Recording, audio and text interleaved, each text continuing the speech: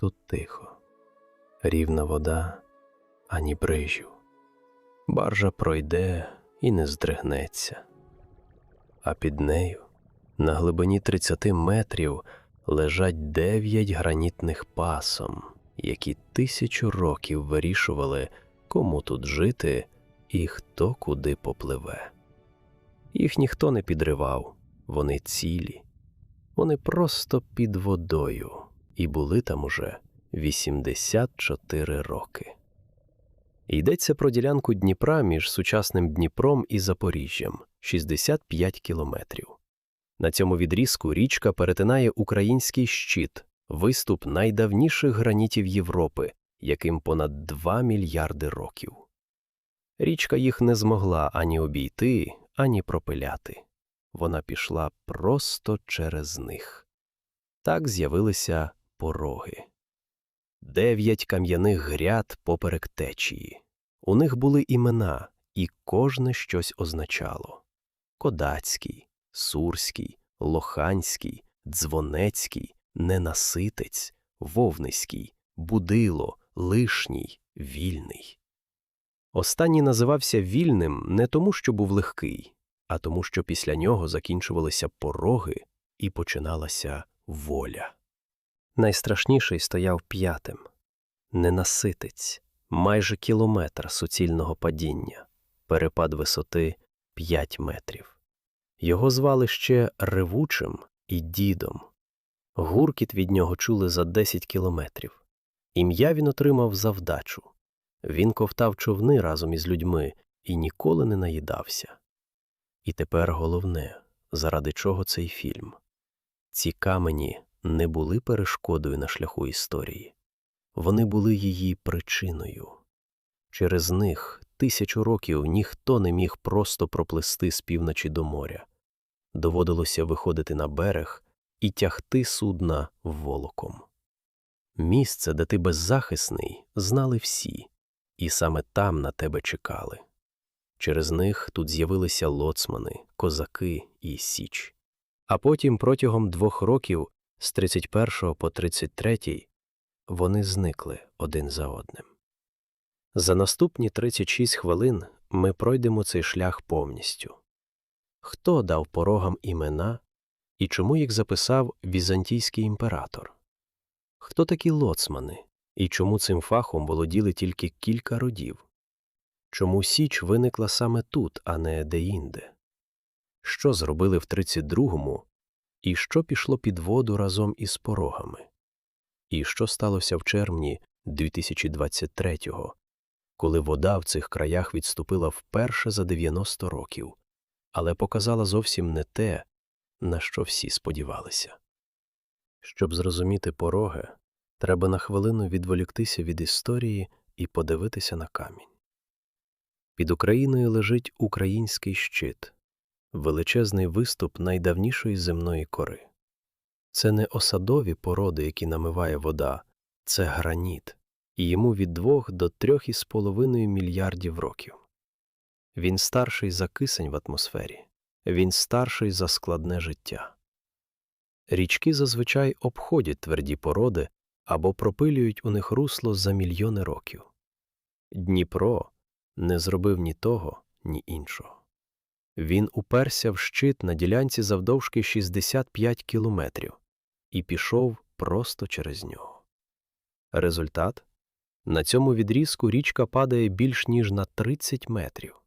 Не одним водоспадом, а сходинками. І тут важлива різниця, яку знали всі, хто тут плавав. Поріг – це коли гряда перетинає річку від берега до берега. Пройти повз неї неможливо, треба через неї. А забора – це коли скеля виходить тільки з одного боку і не дістає до протилежного берега. Забору можна обійти. Порогів було 9, забор – понад 60. Тобто це не був водоспад, який видно здалеку і до якого можна підготуватися. Це був лабіринт.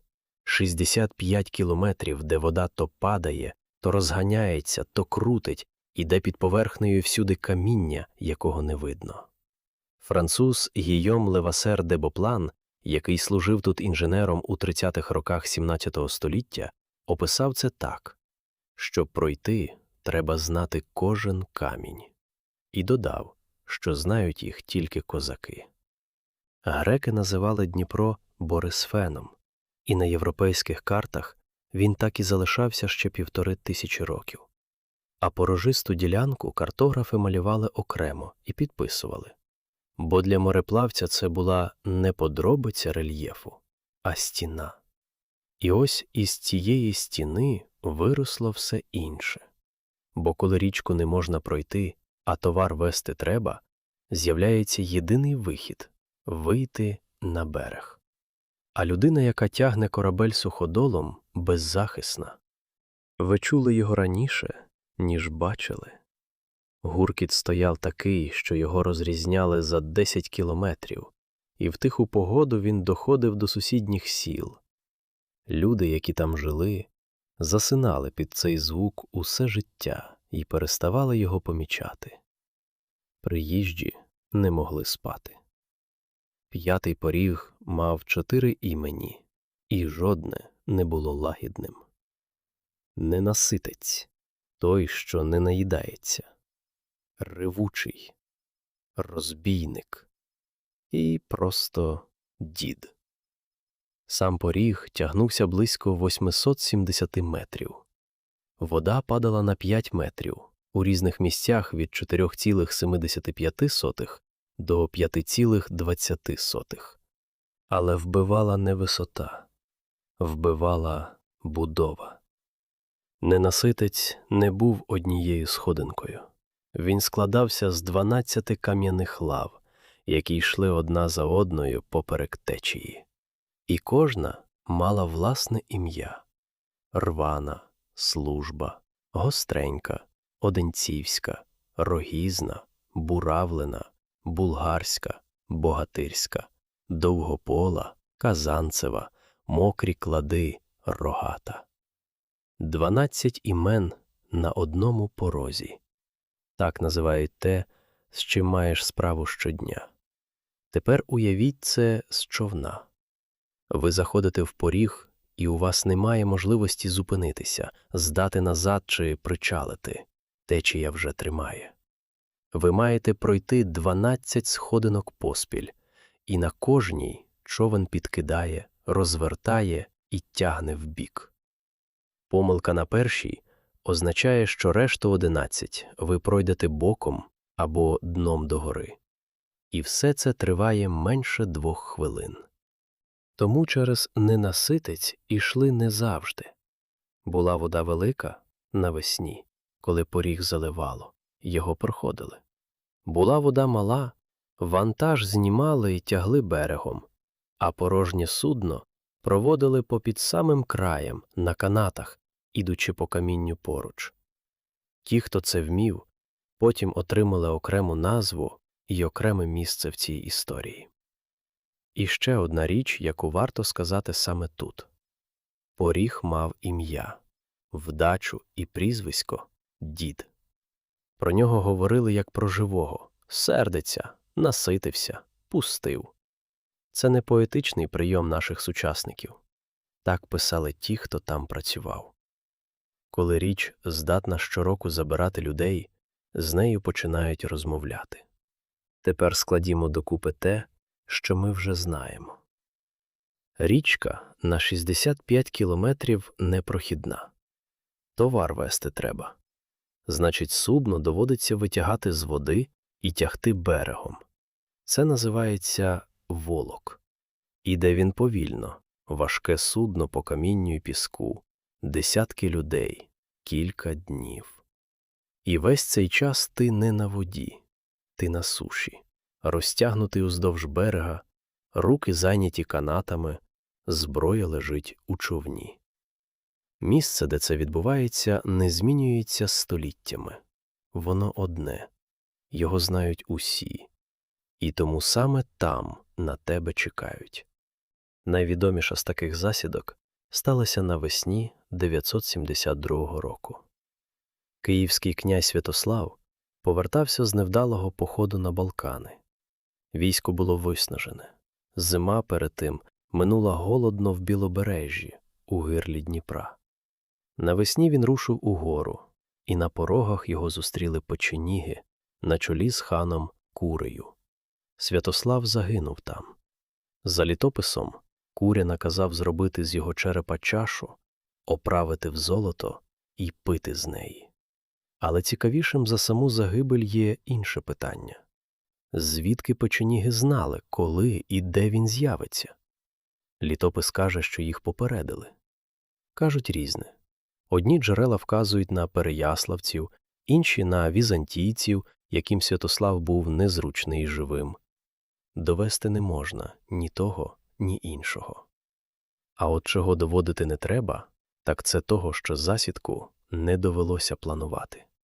Достатньо було знати, що людина пливе з півдня вгору, далі місце вибирала за них сама річка. І це не одиничний випадок, а правило, яке діяло століттями. Хто тримав пороги, той тримав торгівлю між північчю і Чорним морем. Не армією, не флотом, а просто присутністю в одному вузькому місці, де всі змушені вийти на сушу. Тому за цю ділянку річки билися всі. І тому за 5000 років по тому саме тут, а не де-інде, з'явиться Січ. Бо контролювати цю річку не означало мати сильніше військо. Достатньо було просто там сидіти і чекати. До речі, якщо вам цікаво розбирати такі речі разом із нами, вподобайка під відео дуже допомагає каналу. І якщо ви ще не підписані, саме час. Попереду в нас іще багато таких історій. А зараз напишіть у коментарях, звідки ви нас дивитесь і котра у вас зараз година. У середині X століття візантійський імператор Костянтин Багрянородний писав книжку для свого сина. Не хроніку і не богослов'я, інструкцію. Хто наші сусіди, чого від них чекати, як із ними поводитися. 9 глава цієї книжки описує, як руси щороку спускаються Дніпром до Константинополя. І там є перелік, якого немає більше ніде у світі. Костянтин називає 7 порогів, і кожен двічі. Спершу, як він зветься мовою русів, потім, як по-слов'янськи. 2 різні імені на один і той самий камінь, записані грецькими літерами в Константинополі за 1000 років до того, як цей камінь пішов під воду.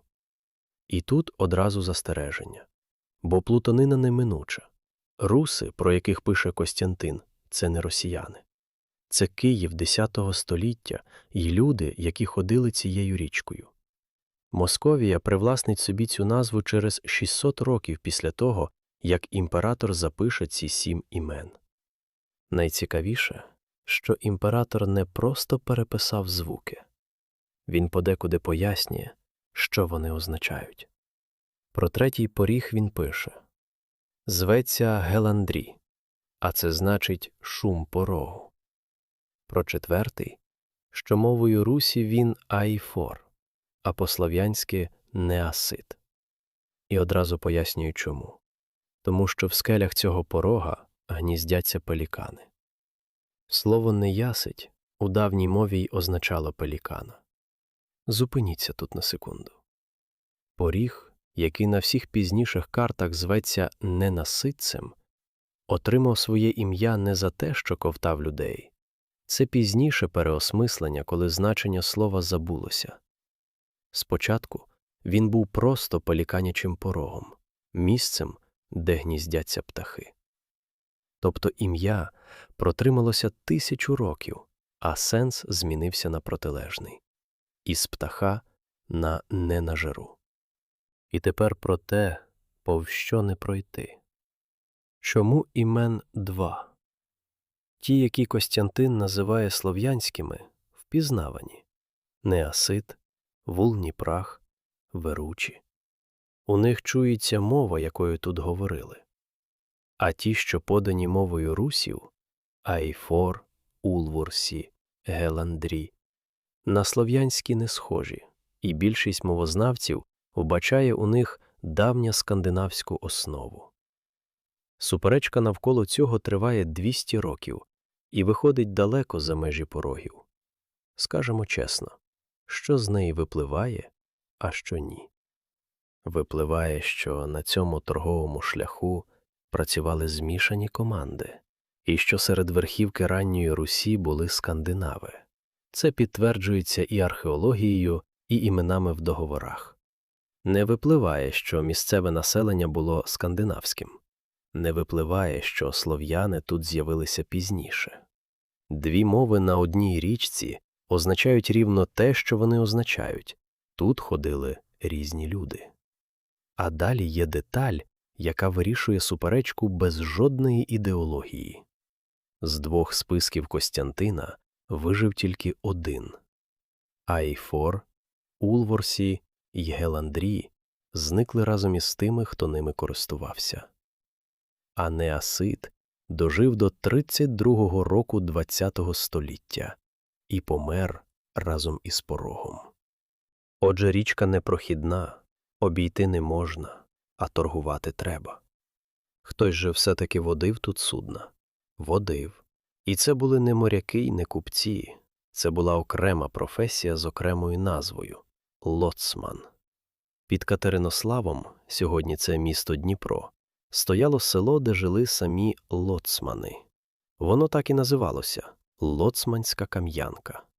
Це не була артіль і не наймана бригада, це була громада, яка 1811 року дістала право на самоврядування. Держава віддала їм право керувати собою, бо замінити їх не могла ніким. Фах передавали в родині. Батько брав сина на судно змалку, і той десятки разів проходив пороги, перш ніж йому довіряли кермо. Лоцмани були нащадками запорожців, і шлях, яким вони вели судна, так і звався – козацький хід. Але спадковим цей фах був не через кастовість. Причина інша, і вона проста. Цих знань неможливо було записати. Річка змінювалася щодня. Той самий поріг при високій воді проходили одним ходом, при середній – іншим, при низькій – не проходили взагалі. Камінь, який учора стирчав над водою і слугував орієнтиром, сьогодні лежав під нею, а той, що вчора був захований, уже видно. Лоцман тримав у голові не карту, а всі можливі стани цієї карти. Жоден кресленик цього не вміщає. Це можна тільки пройти самому. І пройти багато разів. Тому купець без лоцмана не рушав. Можна було мати найкраще судно, найдосвідченішу команду й будь-які гроші. Без людини з кам'янки ти або стояв на березі, або йшов на дно. За провід платили окремо і добре, і торгувалися не про ціну, а про те, чи візьметься він сьогодні взагалі. Бо якщо лоцман казав «вода не та», сперечатися не мало сенсу. Ця професія існувала тут століттями. Її знали за іменами родів, вона годувала ціле село. Вона мала власне самоврядування і власну гордість. Вона закінчилася за один рік. У 1932-му пороги пішли під воду. І разом із ними зникло все, що знали ці люди. Не застаріло, не спростилося, не перейшло в інші руки. Зникло. Знання, яке жило лише в головах і передавалося з рук у руки 300 років, одного дня перестало означати будь-що. Тепер найпростіше питання цього фільму, на яке чомусь рідко відповідають. Чому Січ виникла саме тут? Не під Києвом, не на Дону, не в Карпатах. На конкретному відрізку конкретної річки і сиділа там 200 років. Відповідь у камені. Пороги – це природна фортеця, яку не треба будувати і не треба тримати гарнізоном. Жоден флот не підніметься проти течії крізь 9 гряд. Ані турецькі галери з півдня, ані польські чи московські судна з півночі. Хочеш сюди армією – йди степом, у відкритому полі, у всіх на очах, за багато днів. А той, хто живе тут, ходить цією річкою вільно, бо в нього є лоцмани. Тобто пороги працювали, як однобічні двері, чужого не пускали, свого випускали. Додайте до цього плавні, величезний лабіринт заток, островів і очерету нижче за течією, де ховалися флотилії, і ви отримаєте місце, кращого за яке для незалежної спільноти в цій частині світу просто не існувало. Перше укріплення тут поставив у середині XVI століття Дмитро Вишневецький, якого прозвали Байдою. Стояло воно недовго, але місце було обране правильно. Після нього Січ поверталася сюди знову і знову, змінюючи острови й затоки, але не змінюючи ділянки річки. За 200 років вона мандрувала 8 разів і жодного разу не вийшла за межі порогів. І тут та сама річ, яку ми вже бачили з назвою «Ненаситця». Назва пережила те, що назвала, бо Запоріжжя означає буквально «за порогами». Земля, яка лежить нижче 9-го порога. Так її бачили з півночі. Доїхав до порогів, далі Запоріжжя. Сьогодні це 5-те за розміром місто країни, обласний центр, мільйони людей за все його існування. І назване воно на честь 9 каменів, яких уже 94 роки немає. Головним островом цієї історії була Хортиця, і вона єдина з усього, про що ми сьогодні говоримо, лишилася на місці. Її не залило. Про саму Хортицю, її святилища й те, що на ній знаходили, ми зняли окремий фільм. Посилання на нього з'явиться просто зараз. Подивіться після цього. А ми повертаємось до порогів.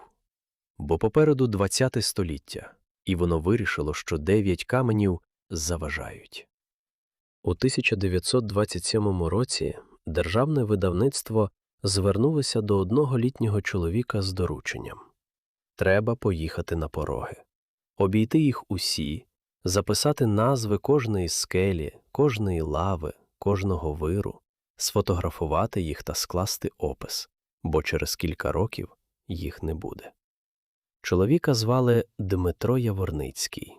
На той момент він 30 з лишком років керував музеєм у Катеринославі і був найбільшим у світі знавцем запорозького козацтва. Він збирав ці землі все життя, ходив селами, записував пісні, викуповував і випрошував речі, витягав із балок кам'яних баб. І ось держава, яка збиралася залити пороги, доручає саме йому їх описати. Він поїхав. Експедиція працювала з 27-го по 32-й рік. Рівно стільки, скільки будувалася гребля. Результатом стала книжка, яка вийшла 1928 року «Дніпрові пороги», альбом фотографій з географічно-історичним нарисом. Фотографії й опис. Кожен поріг, кожна забора, кожне ім'я. Це найповніший запис того, що там було. Іншого не існує і не буде. Зупиніться на цьому. Він знав, що фотографує востаннє. Кожен кадр робився з розумінням, що об'єкт зникне, і що ця пластинка стане єдиним доказом його існування.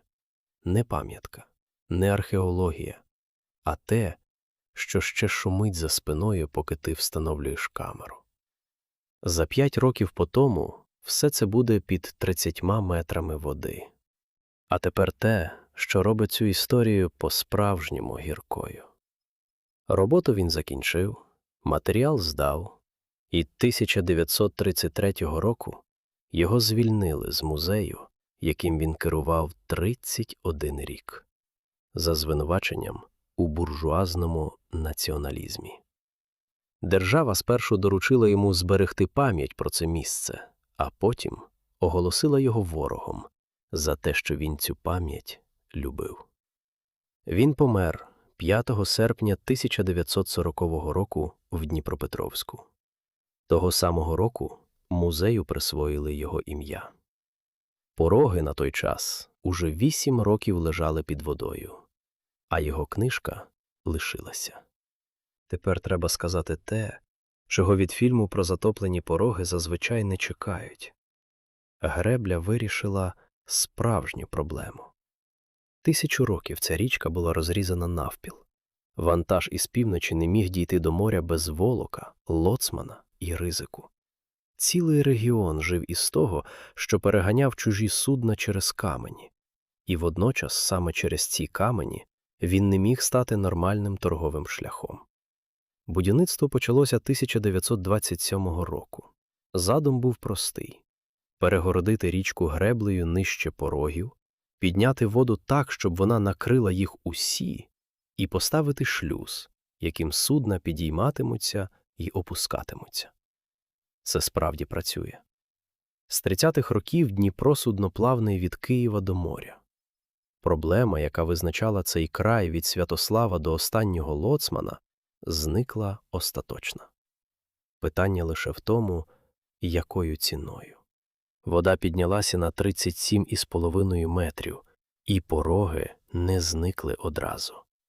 Вони вмирали по черзі, знизу вгору протягом 2 років, у міру того, як наповнювалося водосховище. Наприкінці 31-го року пішли перші 2, ті, що стояли найнижче, найближче до греблі – Лишній і Вільний. Той самий Вільний, після якого закінчувалися пороги і починалася воля. Він потонув першим. Далі, протягом 32-го і 33-го років, під воду пішли Сурський, Лоханський, Дзвонецький, Ненаситець, Вовниський і Будило. Кодацький, найвищий, залило наполовину. Разом із порогами під воду пішло понад 50 населених пунктів. Серед них Кічкас, старе село над самою вузиною Дніпра, у місці, де річка стискалася між скель найдужче і де віддавна була переправа. Його не стало. Людей переселили, кладовища здебільшого лишилися там, де були. І ось питання, на яке чесної відповіді немає. Чи варта була ця річка того, щоб стати судноплавною? Хтось скаже, що електрика й шлюзи важать більше за камені. Хтось, що так не роблять узагалі. Сперечатися можна нескінченно, і обидві сторони мають аргументи. Але одну річ сказати можна напевно. Тих, кого це стосувалося найбільше, не питав ніхто. Ні лоцманів, ні мешканців 50 сіл, ні того старого з фотоапаратом. Найпростіше питання наостанок. Де вони зараз? Там само. Граніт не розчиняється у воді і нікуди не дівається. 9 гряд лежать точно на тих місцях, де лежали 2 мільярди років тому. Змінилося тільки одне. Над ними тепер 30 із гаком метрів води. Зверху над ними проходять баржі, ходить пасажирський катер, влітку на воді стоять рибалки, і жоден не знає, що сидить над ненаситцем. Це і є найдивніше в усій історії. Пам'ятка нікуди не поділася. Її просто не видно. І тут є деталь, від якої стає ще незатишніше. Ненаситець зникав під водою і раніше. Щовесни, у велику воду, всі його камені й лави заливало повністю, і поріг на кілька тижнів ставав рівною поверхнею, а потім вода спадала, і він повертався. Тобто те, що зробила гребля, річка робила сама. Різниця тільки в тому, що ця весна не закінчилася.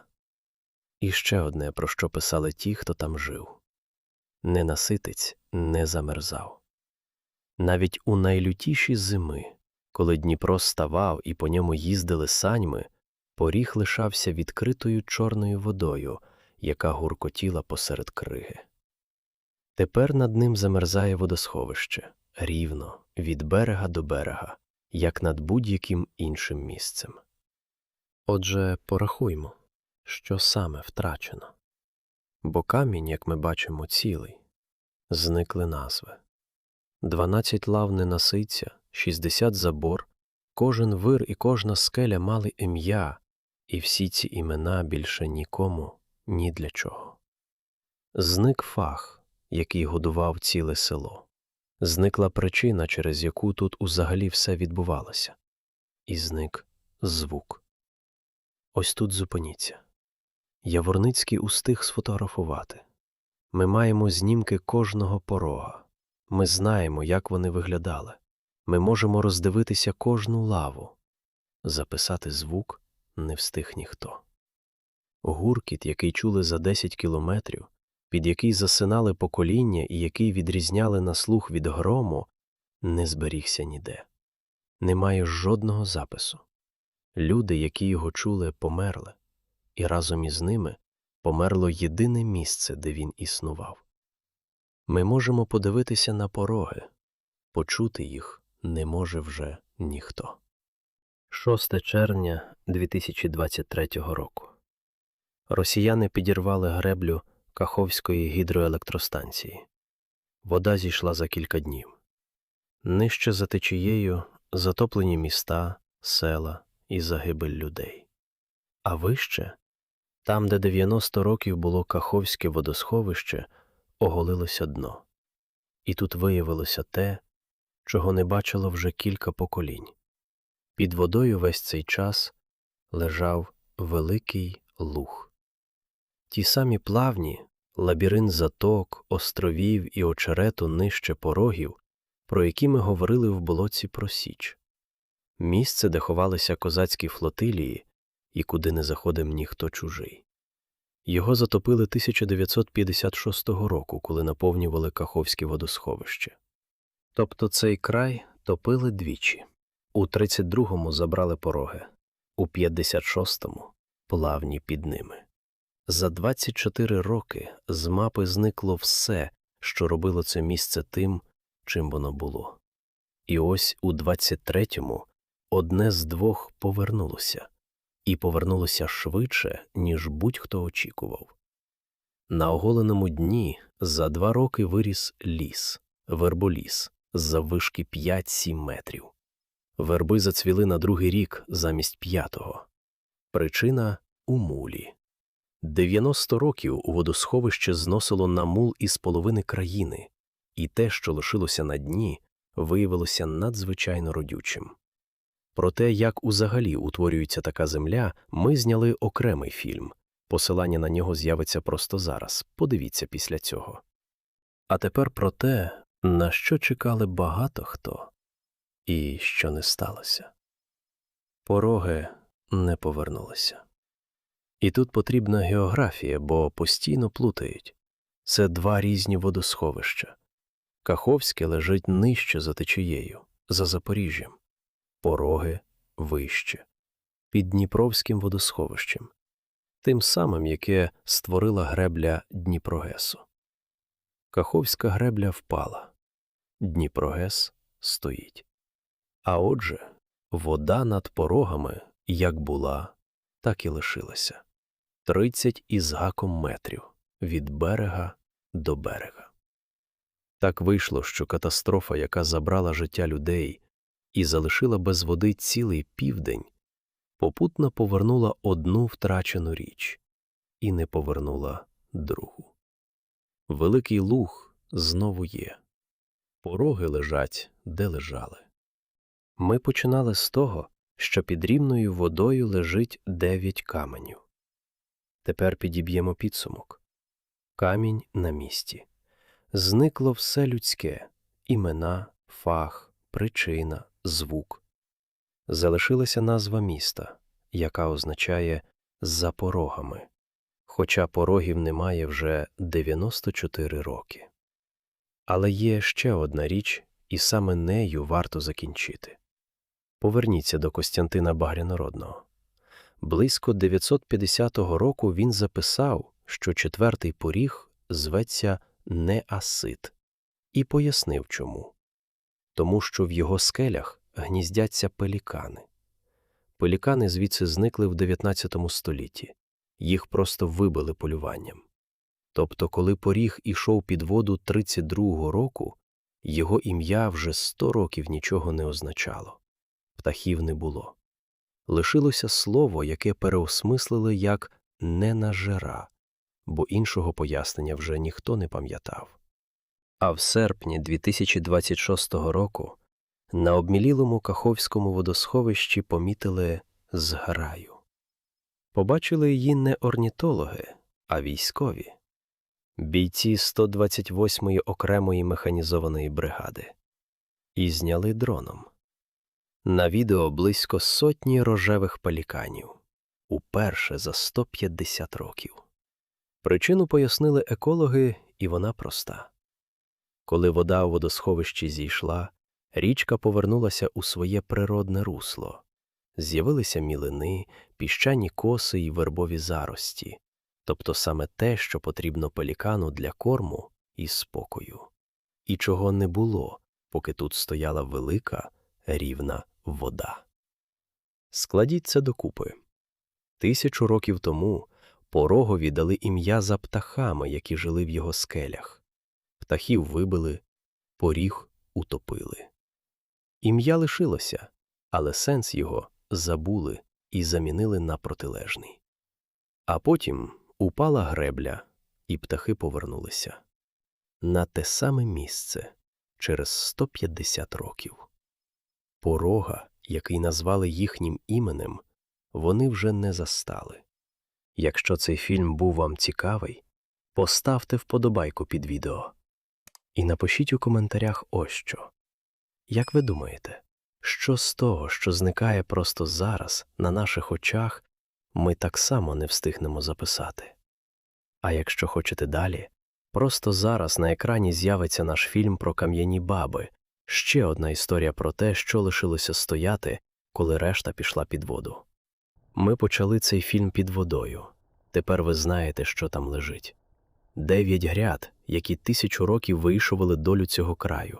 Вони цілі, вони на місці. Їх просто не видно, і почути їх уже не можна. Але ім'я одного з них означало птаха. І птах повернувся. Дякуємо, що дивилися до кінця.